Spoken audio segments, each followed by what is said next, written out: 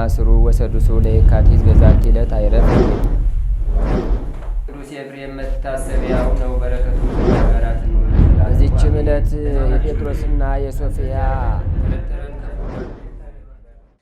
በስመ አብ ወወልድ ወመንፈስ ቅዱስ አሐዱ አምላክ አመ ሰኔዩ ለጥር በዛቲ ዕለት አይረፈ አቤል ጻድቅ ዘተክእ ወደሙ በአመፃ ወውእቱ በኩረ ምውታ ዘቀተሎ ቃየል ውሁ ምክያኖስሰ።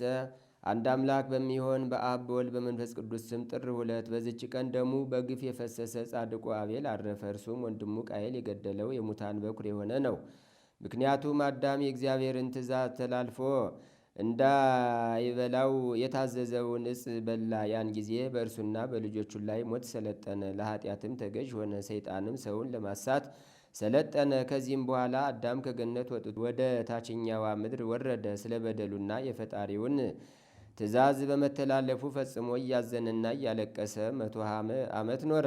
ከዚህም በኋላ አዳም ሔዋንን በግብር አወቃት። ጸንሳ ቃየንንም እህቱን ኤልዩድንም ወለደች። ሁለተኛም አወቃት። አቤልንና እህቱን አቅሌማን ወለደቻቸው። አዳምም ሔዋንን እነሆ ልጆችሽ አካለ መጠን አደረሱ፣ ጎለመሱ። ቃየል የአቤልን እህት አቅሌማን ያግባት፣ አቤልም የቃየልን እህት ኤልዲዩን ያግባት አለ።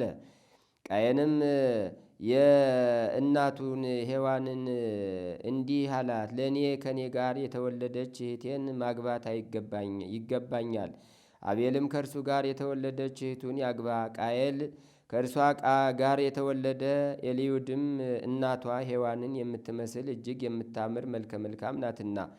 አዳምም ይህን ነገር በሰማ ጊዜ ጭንቅ ሆነበት። ቃየልንም አብራህ የተወለደች እህትን ታገባት ዘንድ አይገባህም፣ አለዚያ ለእግዚአብሔር መሥዋዕትን አቅርቡና መሥዋዕቱን ለተቀበለው ይሁን አለው። መሥዋዕቱንም ባቀረቡ ጊዜ የአቤልን መሥዋዕት እግዚአብሔር ተቀበለ፣ የቃየልን ግን አልተቀበለም። ስለዚህም ቃየል አፈጽሞ አዘነ። ሰይጣንም የተገናኘውና ምን ያሳዝንሃል አለው። ቃየልም ለወንድሜ ለአቤል እህቴን እተውለት ዘንድ አባት ያዘዘኝ አለው። ሰይጣንም ምክርን ከእኔ ስማ፣ ወንድምህን ወደ ውሃ ምንጭ ይዘኸው ሂድ፣ ውሃንም ሲጠጣ ራሱን በድንጋይ ምታው፣ በሞተ ጊዜ ሁለቱንም ታገባቸዋለህ፣ የሚከለክልህ ማን ነው አለው። ቃየልም የሰይጣን ምክር ደስ አሰኘው፣ ልቡም በዝሙት እሳትነት ነደደ። ሰይጣን እንዳስተማረው ወንድሙን አቤልን ገደለው። ለሴት ስለ መቅናትም ጻድቁ አቤል በወንድሙ እጅ ሞተ። እንዲህም ሞት ወደ ዓለም ገባ። እግዚአብሔርም ቃየልን ወንድምህ አቤል ወዴት ነው አለው። ቃየልም አላውቅም፣ በውኑ እኔ የአቤል ጠባቂው ነኝን አለው። እግዚአብሔርም እንዲህ አለው፣ ቃየል ምን አድርገሃል? የወንድም የአቤል ደም ጩኸት ከምድር ወደ እኔ ደርሷል። አሁንም በእጅ የፈሰሰውን የወንድምህን ደም ትጠጣ ዘንድ አፏን የከፈተች ምድር የተረገመች ትሁን። አንተ ታርሳታለህና በረከቷን ትሰጥ ዘንድ አትጨምርም። በምድር ላይ ፈሪ ተቅበዝባዥ ሁን። ይህም መርገም ዘሩ በጥፋት ውሃ ከምድር ገጽ እስከሚደመሰስ በቃየል ላይ የበዛ ሆነ። የክብር ባለቤት ጌታችንም ጸሐፍት ፈሪሳውያንን ሲዘልፋቸው እንዲህ አላቸው፣ ስለዚህ ነቢያትን፣ ሊቃውንትን፣ ጥበበኞችን ወደ እናንተ ልካለሁ። ከእነርሱ የምትገድሉት አለ፣ የምትሰቅሉትም አለ፣ በምኩራባችሁ የምትገርፉት አለ። ከአንድ አገር ወደ አንድ አገር ታሳድዷቸዋላችሁ። ከጻድቁ ከአቤል ጀምሮ በቤተ መቅደስና በመሰዊያው መካከል እስከ ገደላችሁት እስከ በራክዩ ልጅ እስከ ዘካርያስ ደም ድረስ በዓለም የፈሰሰው የጻድቃን ደም ሁሉ በእናንተ ላይ ይደርስ ዘንድ። ጳውሎስም አለ፣ ቃየል ካቀረበው መሥዋዕት ይልቅ አቤል በሃይማኖት ለእግዚአብሔር ያቀረበው መሥዋዕት ተሻለ። ስለ እርሱም ደግ እንደሆነ መሰከረለት። መሥዋዕቱንም በመቀበሉ ምስክሩ እግዚአብሔር ነው። ደግ እንደሆነ ከሞተ በኋላ ተናገረ። ከዚህም በኋላ አዳም ልጁን በአጣው ጊዜ ወንድምህ አቤል ወዴት አለ ብሎ ቃየልን ጠየቀው። ቃየልም በቁጣ አላውቅም፣ እኔ የአቤል ጠባቂው ነኝን ብሎ መለሰ። አዳምም ልጁን ይፈልግ ዘንድ ወደ ዱር ሮጦ በወንዝ ዳርም በድኑን አገኘና አንገትን አቅፎ ማን ገደለህ አለው። ከበድኑም ወንድሜ ቃየል ገደለኝ የሚል ቃል ወጣ። አዳምና ሔዋንም በልጃቸው በአቤል ሞት 28 ዓመት ያህል ሲያለቅሱ ኖሩ። ከዚህም በኋላ መላእክት ወደ አዳም መጥተው የዓለሙ ሁሉ አባቶች አባት አዳም የምስራች እነሆ ልጅህ አቤል የገነትን ዛፎች ተሳለመ፣ ነፍሱም እንደተወደደ መሥዋዕት ወደ እግዚአብሔር አረገች አሉት። ለእግዚአብሔር ምስጋና ይሁን። የአባቶቻችንን በረከት ከእኛ ጋር ትኑር ለዘላለሙ አሜን። ሰላም ለአቤል ዘው ክፍት ምስዋኡ እስመለልኡ ላቅረበ በኩረ አባግኡ ወበንተዝ ተጽፈ ሀብ ሐዋርያት ስምዑ በአምሳሊሁ በኩረ እንስሳ ወሰብ ለአምላክ ያብኡ ወበአምሳሊሁ በብውህ ሰርኡ። በዚችም ቀን የከበረ አባት አላኒቆስ ኤጲስቆጶስ በሰማዕትነት ሞተ። እርሱ ጣዖታቱን እንዲያቃልሉ ለሰዎች እንደሚያስተምራቸው ከሃዲው ንጉሥ በሰማ ጊዜ ይዘው ጽኑ ስቃይን አሰቃዩት። መልእክተኞችንም ላከ። የንጉሥ መልእክተኞችን መላካቸውን የተመሰገነ አላኒቆስ ሰምቶ በሀገር ስብከቱ ያሉትን ሕዝቦች ሰበሰባቸውና የቁርባን ቅዳሴን ቀድሶ ሥጋውንና ደሙን አቀበላቸው። ከዚህም በኋላ በቀናች ሃይማኖት ከእንግዲህ ጽኑ፣ ከእንግዲህ ፊቴን አታዩኝም አላቸው። እነርሱም አለቀሱ። ሊያስተውትም አልተቻላቸውም። ወጥቶም ራሱን ለንጉሥ መልእክተኞች አሳልፎ ሰጠ። እነርሱም ወስደው ለእንዴናው አገር መኮንን ሰጡት። እርሱም ወደ ሀገር እንድኩ ወስዶ በዚያ ጽኑ ስቃይን አሰቃየው። ማሰቃየቱን በሰለቸው ጊዜ ትከሻውን በሰይፍ ይሰነጥቁት ዘንድ ራሱን ይቆርጡት ዘንድ አዘዘ። መሞቱን አውቆ አማንያንን ከሆኑ መርከበኞች አንዱን እንዲህ ብለው አዘዘው። ወደ ወደቡ ስትደርሱ ስጋዬን በኮረብታ ላይ አድርግ። እርሱም እንዳዘዘው አደረገ። ከዚህም በኋላ ምእመናን ሰዎች መጥተው ስጋውን ወስደው ገነዙት። የስደቱም ወራት እስኪያልፍ በእነርሱ ዘንድ አኖሩት። ቤተ ክርስቲያንም ሰርተው ስጋውን በውስጡ አኖሩ። ከእርሱም ታላላቅ የሆኑ ድንቆች ታምራቶች ተደረጉ።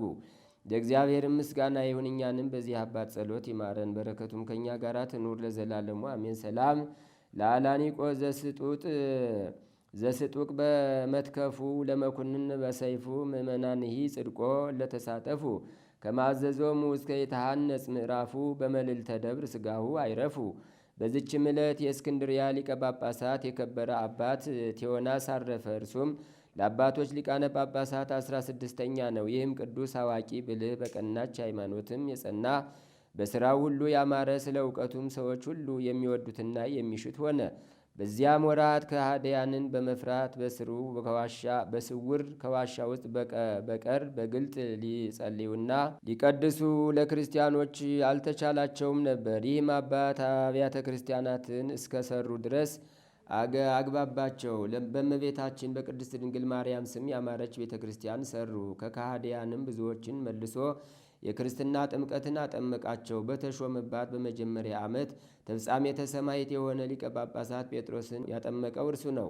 በተሾመ በ5ኛው ዓመቱም አናጉንስጢስነት ሾመው። በ12ኛው የሹመቱ ዓመት ቅስና ሾመው። በዚህ አባት ዘመን አብ ወልድ መንፈስ ቅዱስ አንድ ገጽ ነው የሚል ከሃዲ ሰባሌዎስ በእስክንድርያ አገር ተነሳ። ይህም አባት አውግዞ ለየው፣ የከፋች ሃይማኖቱንም አጠፋበት። ዳግመኛም በዘመኑ ቆዝሞስና ድሚያኖስ ወንድሞቻቸው እናታቸው ቴዎዳዳም በሰማዕትነት ሞቱ። ይህም አባት ያማረ ጉዞውን በመጓዝ እግዚአብሔርን አገልግሎ በሰላም አረፈ። ሰላም እብል እንዘ እነግር ጽድቆ ለሊቀ ጳጳሳት ቴዎናስ ለጴጥሮስ እንጣ አጥመቆ በበዓታት ጸሎተ እይግበሩ በተራህቆ ውስተ ሀተኔ አስተጋባ ደቂቆ በስመ ማርያም ድንግል ማይፈደ ነዲቆ። በዚችም ዕለት የአባ ሲኖዳ ገዳም ውስጥ የእመቤታችን ቅድስት ድንግል ማርያም ቤተ ክርስቲያኗ የከበረችበት ነው።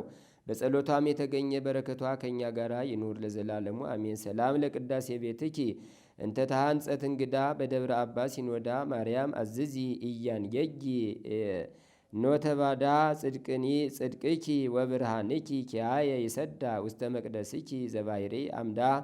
በዚችም ቀን ደግሞ ከቅዱስ ፊላታዎስ ጋር 9700 ሰዎች የሕርቃስም ልጅ ሕልምን የምትተረጉም ነቢይት ሳቤላ በሰማዕትነት ሞቱ። በረከታቸው ከእኛ ጋር ትኑር ለዘላለሙ አሜን።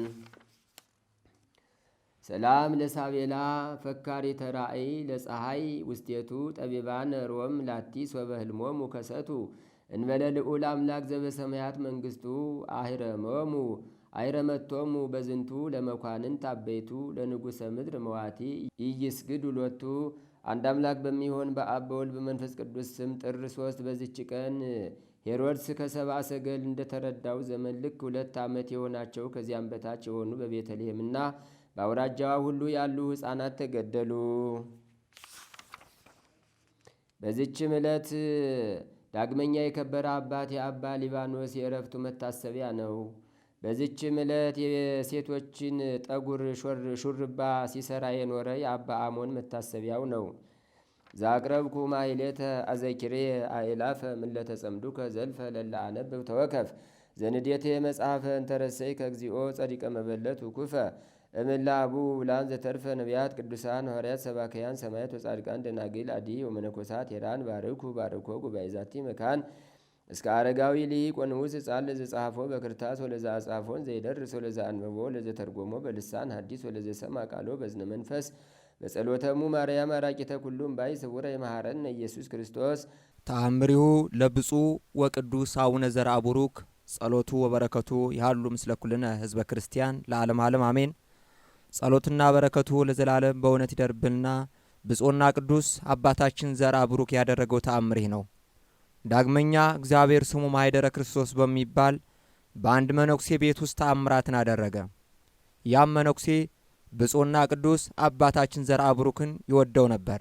ሕመምተኞችና በሽተኞች ይድኑበት ዘንድ ስሙ የተጠራበት ጸበልን በቤቱ ውስጥ ብዙ ጊዜ ያስቀምጥ ነበር።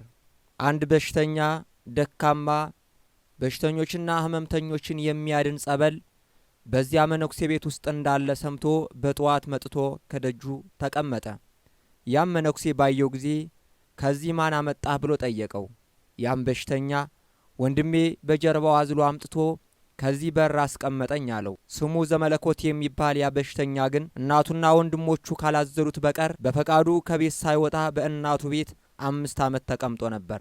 ያድነው ዘንድ የወዳጁ የተአምራቱን ኃይልም ይገልጥ ዘንድ ያ መነኩሴ በመንፈስ ቅዱስ የእግዚአብሔርን ስም ጠርቶ በቤት ውስጥ ባለው በዚያ ጸበል አጠመቀው። ያ በሽተኛም በዳነ ጊዜና ወገቡና እግሩን በጸናለት ጊዜ በእግሩ ጸንቶ ቆሞ እንደ ቀድሞው ሮጦ ሄደ። የሀገሩ ሰዎችም ይህን ተአምራትን አይተው በቀናች ሃይማኖት ጸኑ። በዚያ ጻድቅ አባታችን ቃል ኪዳንም ታመኑ። የዚህም ነገር ምስክሮች እኛ ነን። ከዚያ ሀገር የዳኑ በሽተኞች እና ሕመምተኞችም ብዙ ናቸው። ጸሎትና በረከቱ በሁላችን ጋር ይደር ለዘላለሙ አሜን።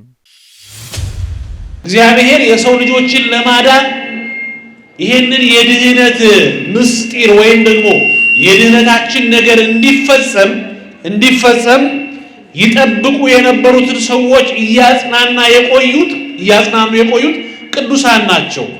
የድህነትንም ነገር ያስነገረው እግዚአብሔር በቅዱሳን በኩል ነበር። ስለዚህ እግዚአብሔር በቅዱሳኑ ላይ ይሰራ ነበር። ለምሳሌ ብዙ ነቢያት እግዚአብሔር እንደሚወደው፣ ብዙ ቅዱሳን እግዚአብሔር እንደሚፈቅደው መዋዕላቸውን በሙሉ እግዚአብሔርን በመፍራት ኖረዋል።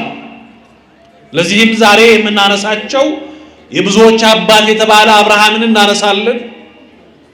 ቅዱሱን ጻድቅ ሆኖ የተገኘውን ኖህን እናገኛለን።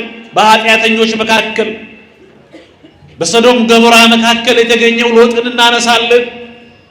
በግብፅ ሀገር ላይ እግዚአብሔር ንጉሥ ያደረገው ገዢ ያደረገው ዮሴፍን እናነሳለን።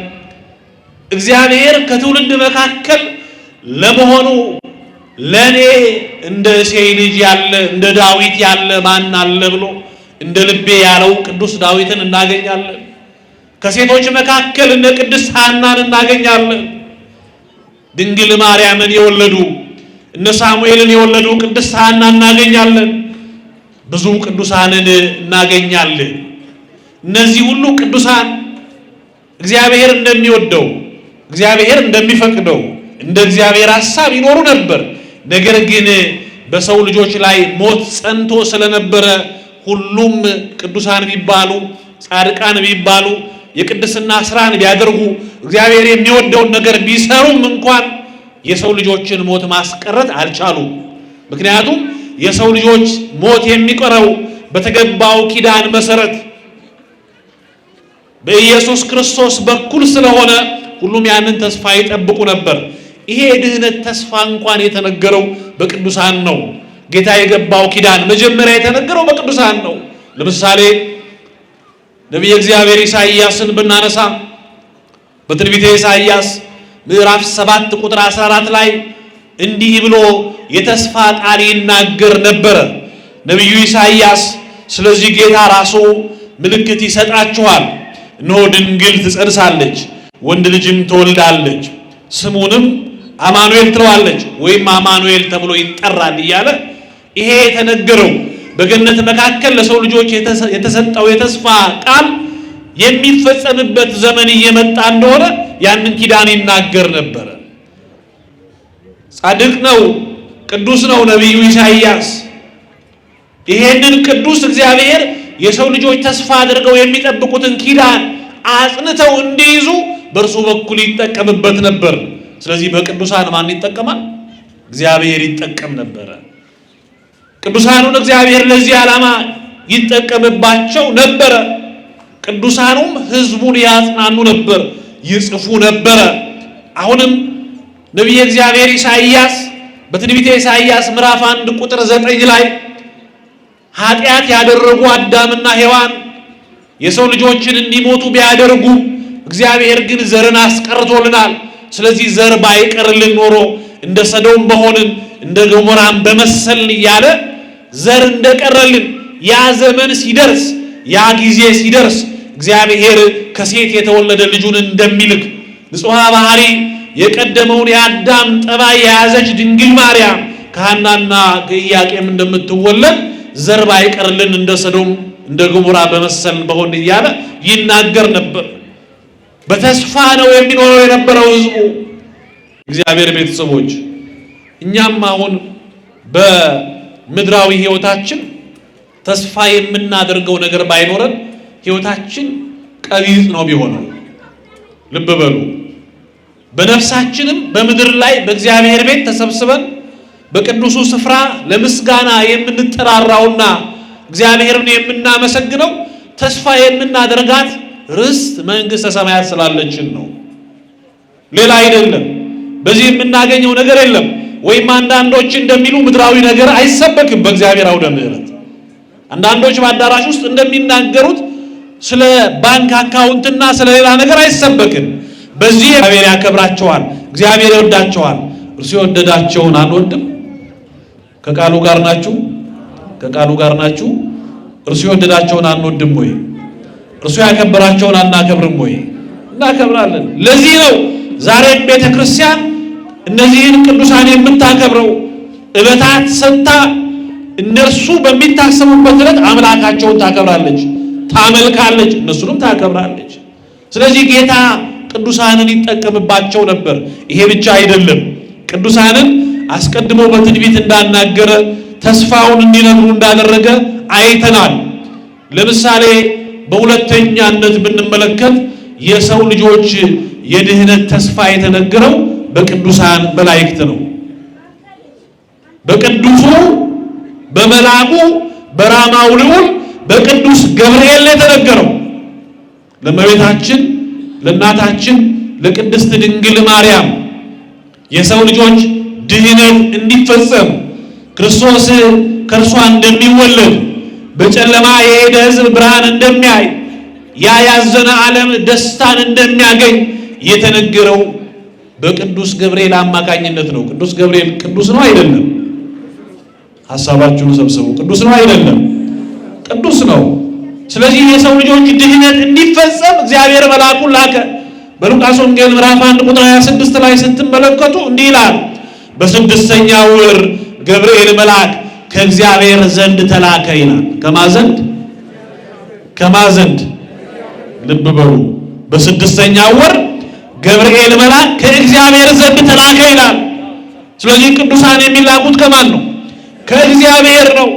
ከእግዚአብሔር የተላከ ወደ ማን ነው? ቅድስት ወደ ሆነች ቅድም ወደ ነገርኳችሁ እግዚአብሔር ዘርን ባያስቀርልን ኖሮ እንደ ሰዶም በሆን እንደ ገሞራም በመሰል ብሎ መጽሐፍ ያስቀመጣት ንጹሕ ባህሪ ያለባት የአዳም የቀደመውን ጠባይ የያዘች ጥንተ አብሶ የሌለባት ድቀት አዳም ያላገኛት ድንግል ማርያም ቅድስት ሆና ከእናታችን ከቅድስት ሐናና ከአባታችን ከቅዱስ ኢያቄም ለዚህ ዓለም የድህነት ምክንያት ሆና የተሰጠች ድንግል ማርያም በናዝሬት ገሊላ በቤተ መቅደስ በዚያ ትኖር ነበርና ወደ እሷ መጣ ይላል። ተመልከቱ። የመጣው ማን ነው? ተናገሩ። ድምጻችሁን የሰጣችሁ ማን ነው? ታዲያ አትናገሩም? የእግዚአብሔርን ቃል የተላከው ማን ነው? ቅዱስ ገብርኤል ነው። ቅዱስ ገብርኤል ምንድን ነው? ቅዱስ መልአክ ነው። አያችሁ፣ የላከው ማን ነው? እግዚአብሔር ነው። የተላከው ወደ ማን ነው? ወደ ቅድስት ድንግል ማርያም። ድንግል ማርያም ምንድን ነች? ቅድስት ነች። ተመልከቱ፣ እግዚአብሔር በቅዱሳኑ እንዴት አድርጎ ዓለምን ለማዳን እንደተጠቀመባቸው። የተላከው ቅዱስ ገብርኤል ነው። በሉቃስ ወንጌል ምዕራፍ 1 ቁጥር 7 ጀምሮ ስታነቡ ቅድመ እግዚአብሔር የምቆመው ገብርኤል እኔ ነኝ ብሎ ዘካርያስን የነገረውን ቃል ስላልሰማ ዲዳ ያደረገው ይሄ መልአክ ነው። በማን ፊት የሚቆም? በእግዚአብሔር ፊት። እግዚአብሔር ፊት አለው እንዴ ወገኖቼ? እንደኔና እንደናንተ ፊት አለው? በእግዚአብሔር ፊት የምቆመው ያለው ምንድን ነው? በኃይሉ፣ በችሎቱ፣ በስልጣኑ፣ በዙፋኑ ፊት ለምስጋና የምቆም በሚያስፈራው የእግዚአብሔር መቅደስ ፊት ለምስጋና የምቆመው ነኝ ሲል ነው እንጂ እግዚአብሔር እንደኔና እንደናንተ ፊት ያለው አይደለም። በእግዚአብሔር ፊት የሚቆመውን በመቅደሱ ለምስጋና የሚሰየመውን ቅዱሱን መልአክ ወደ ማን ላከው? ወደ ቅድስት ድንግል ማርያም ላከው። ለምን? ዓለም እንዲድን፣ የጠፋው እንዲገኝ፣ የጨለመው እንዲበራ፣ ሰላም በምድር እንዲሰበክ፣ የሰው ልጆች ሁሉ ወደ ድህነት እንዲመጡ እግዚአብሔር ቅዱሳኑን ተጠቀመባቸው። አንዳንድ ሞኞች ቅዱሳንን አንፈልግም ይላሉ። አያችሁ፣ ማን የተጠቀመባቸው? እግዚአብሔር የተጠቀመባቸው። ማን የፈለጋቸው? እግዚአብሔር የፈለጋቸው። ማን ያከበራቸው? እግዚአብሔር ያከበራቸው። እግዚአብሔር ግን ቅዱስ ገብርኤልን ወደ አንዲት ድንግል ዘንድ ላከው ይላል።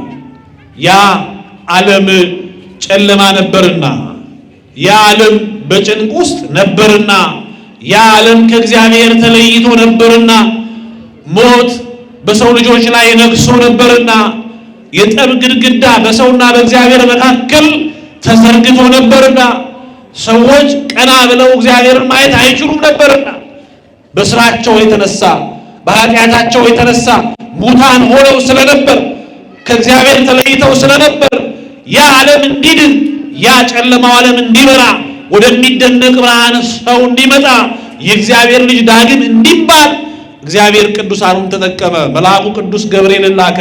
ቅድስት ድንግል ማርያም ጋር መጣ መልአኩ ቅዱስ ገብርኤል።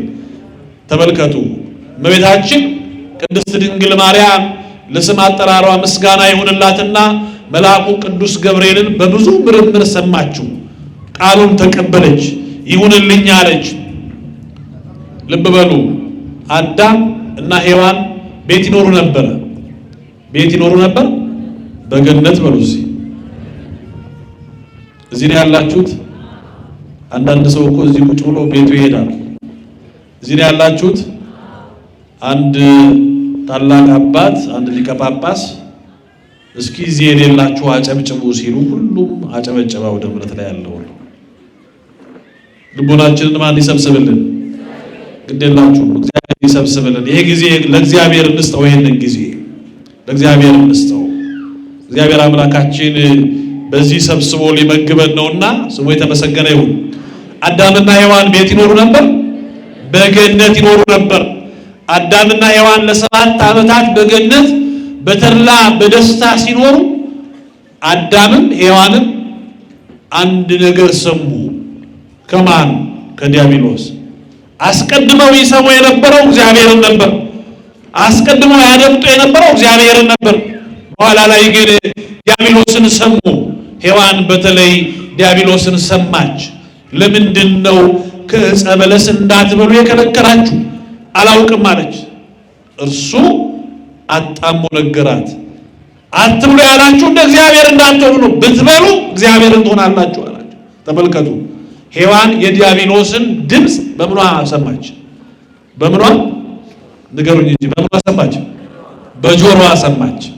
ሔዋን የዲያብሎስን ድምፅ በጆሮዋ ሰምታ ዕፀ በለስን በላች። ሔዋን የዲያብሎስን ድምፅ በጆሮዋ ስትሰማና ዕፀ በለስን ስትበላ በአዳም ልጆች ላይ ሁሉ ሞት መጣ። ከእግዚአብሔር ተለያዩ፣ ከገነት ተባረሩ፣ የዲያብሎስ ባሪያ ሆኑ።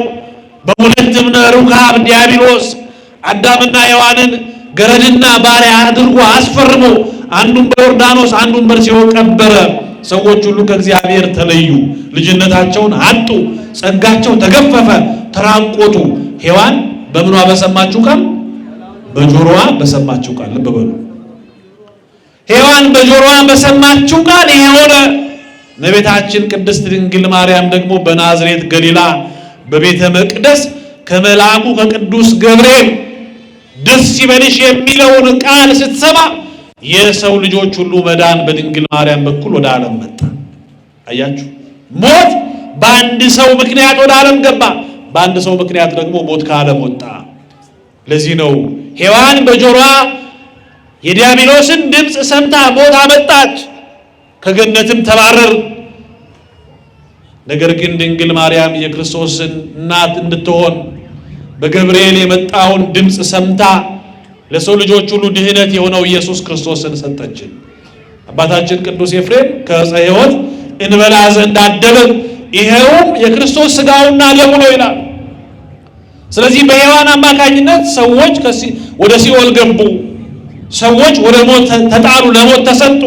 በድንግል ማርያም ጆሮ በገባው የመልአኩ ብስራት ግን የሰው ልጆች ሁሉ ደስታ አገኙ። ለዚህ ነው የደስታ መፍሰሻ ሆይ እንላታለን ድንግል ማርያምን። የደስታ መገኛ ሆይ፣ ዓይኖቻቸው ብዙ ከሚሆኑ ከኪሩቤል ክንፎቻቸው 6 ከሚሆኑ ከሱራፌል ይልቅ የመወደድ ግርማ አለሽ እንላታለን። የደስታ መገኛ ነች። ቅዱስ ኤፍሬምም የዓለም ደስታ በድንግል ማርያም እንደገባ ሲናገር በማክሰኞ ውዳሴ ማርያም ላይ ተፈሲ እስመ ተወከፍኪ ቃሎ ለመላክ ፍስሐ ኩሉ ዓለም፣ የዓለም የሰው ልጆች ሁሉ ደስታ የሆነ የመልአኩን ቃል ተቀበለሻልና ምን ይበልሽ? ደስ ይበልሽ ብሎ ቅዱስ ገብርኤል እንዳመሰገናት ቅዱስ ኤፍሬምም አመሰገናት። አያችሁ። ስለዚህ እግዚአብሔር ቅዱሳኑን ይጠቀማል። የዳነው እንኳን ቅዱሳኑን ተጠቅሞ ነው እግዚአብሔር። ድንግል ማርያም ምክንያተ ድኂን ሆነች፣ ለአምላክ ማደሪያ ሆነች። ሔዋን ዕፀ በለስን በሆዷ ተሸክማ ሞትን አመጣች። ድንግል ማርያም ክርስቶስን በሆዷ ተሸክማ ለዓለም የሚበላውን የሚጠጣውን ሰጠች። ስለዚህ ቅዱሳንን እናከብራለን፣ ቅዱሳንን እንወዳቸዋለን። የምንወዳቸው የምናከብራቸው እግዚአብሔር ስለወደዳቸው፣ እግዚአብሔር ስላከበራቸው፣ እግዚአብሔር ስለመረጣቸው፣ እግዚአብሔር ስለወደዳቸው ነው። በእናንተ ስም ቀዝቃዛ ውሃ ያጠጣ ቢኖር ዋጋው አይጠፋበትም ማለት ምን ውሃ? ቅዱሳን ስለ እግዚአብሔር መንግስት ደማቸውን እንዳፈሰሱ መራራ ሞትን እንደታገሱ የሐሙስ ውዳሴ ማርያም ይነግረናል። መራራ ሞትን ታግሰዋል። በዓላውያን ነገስታት ፊት አንገታቸውን ለሰይፍ ሰጥተዋል። በሚፍለቀለቅ ውሃ ውስጥ በእሳት ውስጥ ተቃጥለዋል። ለአናብርት ተሰጥተዋል። ሰይፍ አንገታቸው ላይ አርፏል። አላውያን ነገስታት እነሱ ሰገነት ላይ ቁጭ ብለው ከአንበሳ ጋር እንዲታገሉ በአንበሳ እንዲበሉ አድርገዋቸዋል። ቆዳቸውን ገፈው ስጋቸው ላይ አሲር ነስንሰዋል። በንብ ቀፎ አድርገው ጥለዋቸዋል። ይሄ ሁሉ የሆነው የቅዱሳኑ ተጋድሎ ስለማስም ነው? ስለ ኢየሱስ ክርስቶስ ስም፣ ስለ እግዚአብሔር መንግስት። ተመልከቱ፣ እነርሱ ስለ እግዚአብሔር መንግስት ብለው ይሄን ሁሉ መከራ ታግሰው አክሊል ተሸለሙ፣ አክሊል ተሰጣቸው። እግዚአብሔር አከበራቸው። እግዚአብሔር እንዲህ አድርጎ ያከበራቸውን ቅዱሳን እነርሱ በዋጋ ያገኙትን ጽድቅና ቅድስና እኛ ደግሞ ስማቸውን ጠርተን፣ እኛ ደግሞ ዝክራቸውን ዘክረን፣ እኛ ደግሞ እከሌ ቅዱስ እግዚአብሔር ያከበረ ነው ብለን ዕለቱን አስበን እንጸድቃለን። አያችሁ እግዚአብሔር የሰጠን የቅድስና መንገድ። ጸሎታችን ልመናችን ይቀበለን። ሰላም አምላክ ሰላም አሳድሮናልና ክብር ምስጋና ለእርሱ ይሁን። ሰዓተ መዓልቱን ባርኮ ቀድሶ ሰላም ቀን እንዲያውለን ቅዱስ ፈቃዱ ይሁንልን። ንቁ የኦርቶዶክስ ተዋሕዶ የጸሎትና የንስሐ መርከብ ማህበርተኞችን በቸርነት ጠብቀን። የሰላም አምላክ ሰላምህን ስጠን። ቅድስት ሀገራችን ኢትዮጵያን በቸርነት ጠብቅልን። አቡነ ዘበሰማያት ይትቀደስ ስምከ ትምጻእ መንግሥትከ ወይኩን ፈቃድከ በከመ በሰማይ ከማሁ በምድር ሲሳየነ ዘለለ ዕለትነ ሀበነ ዮም ወኅድግ ለነ አበሳነ ወጌጋየነ ከመ ንሕነኒ ንኅድግ ለዘአበሰ ለነ ኢታብአነ እግዚኦ ውስተ መንሱት አላ አድኅነነ ወባልሐነ እምኩሉ እኩይ እስመ ዚአከ ይእቲ መንግሥት ኃይል ወስብሐት ለዓለመ ዓለም። በሰላመ ቅዱስ ገብርኤል መልአክ ወእግዝእቴ ማርያም ሰላም ለኪ ድንግል በህሊናኪ ወድንግል በሥጋኪ እም እግዚአብሔር ጸባኦት ሰላም ለኪ ብሩክት አንቲ እምአንስት ወብሩክ ፍሬ ከርሥኪ ተፈሥሒ ፍሥሕት ኦ ምልዕተ ጸጋ እግዚአብሔር ምስሌኪ ሰአሊ በጸልይ ምህረታ በፍቅር ወልኪ ኢየሱስ ክርስቶስ ከመ ይሥራይ ለነ ኃጣውኢነ ተማሂፀነ ብኪ ኦ ተወካፌ ንስሐ ወሰራይ ኃጢአት ኢየሱስ ክርስቶስ ስረይ ኃጢአቴ ወኃጢአተ ኩሉ ሕዝብ ከማይሰራ ኃጢአት እግዚአብሔር ይፍታ። ንቁ ሚዲያ ለተመልካቾቹ ከሚያደርሳቸው ዕለታዊ ሳምንታዊና ወርሃዊ ዝግጅቶች መካከል የየዕለቱን ስንክሳር ወርሃዊና ዓመታዊ የቅዱሳን ገላትና ድርሳናትን በኢትዮ ማህበር የዩቲዩብ ቻናል ያቀርባል። የየዕለቱን ስንክሳር ባሉበት ሆነው በማድመጥ እንዲሁም ወርሃዊና ዓመታዊ የቅዱሳንን ዜና ሕይወታቸውን በማድመጥ ከቅዱሳኑ በረከትና ረድኤት እንዲያገኙ ንቁ ሚዲያ የሁል ጊዜ ምኞቱ ነው። በየዕለቱ የሚለቀቁ ዜና ቅዱሳንን ላይክ፣ ሼር እና ሰብስክራይብ በማድረግ አገልግሎቱን ይደግፉ። ንቁ ሚዲያ ርቱ የቤተ ክርስቲያን ልሳን